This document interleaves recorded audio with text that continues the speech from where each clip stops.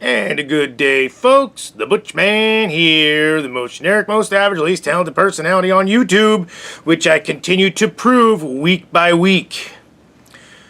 Today, folks, I'd like to bring awareness to espn8 THE OCHO. That's right. They're actually having espn8 THE OCHO on August 8th, today.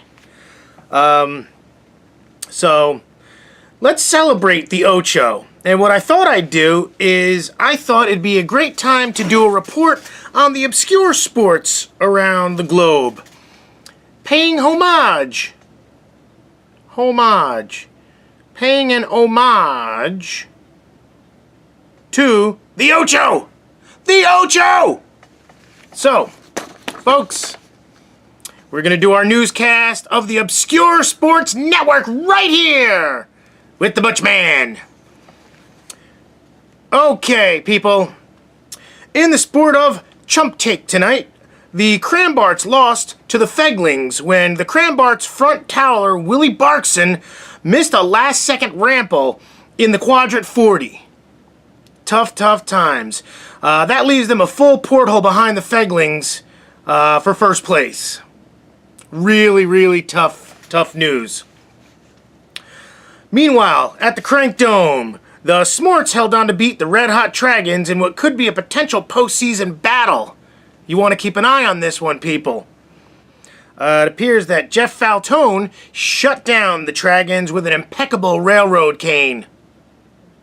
Best one I've ever seen. But with that, the Smorts keep their impressive 16 bottle cap with the win.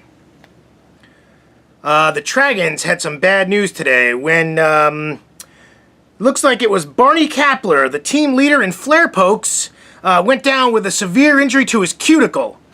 As you know, in this sport, in the sport of chump take, the cuticles are very important. And when you play the position of stark nod, you really need your cuticles big time. It looks like Barney Kapler will be missed for about 4 to 6 weeks. We'll see how this affects them in the postseason. In Scontagnes, the Gurfies really sent a message to the rest of the Poketrapes. They destroyed the second-place Dragstones this afternoon. The Gurfies were never in any danger as the Dragstones fell behind early thanks to Stan Larson's turbine rotary in the 4th crank of the ditch. They cruised the rest of the way to victory. With the loss, the Dragstones now find themselves deep in a pot of hot snails. Moving on to the Tail Drapes. The Cloptons traded their veteran torque facer, Billy Klaus, to the Mold Riders for Splat Platter, Ian Flynn, and Cryosig Trim, Michael Rydell. This trade puts the Cloptons in rebuild mode for now, but you also have to think this puts the Mold Riders right in contention. They're right in the siege helm for the Spindo Biddle and the Rap Nub later this fall. Folks, that's it for tonight's Obscure Sports Network. Coming next from Rockford, Illinois, is Professional Water Pill Digging. With that, this is your pal, the Butch Man, signing off. This was our homage to the Ocho in the Obscure Sports Network. Maybe there'll be more to come, depending on how god-awful this editing might be. Please subscribe to the channel, like that video, leave a comment. Let's hear about your obscure sports. People, if you haven't figured it out by now, I just don't have anything better to do.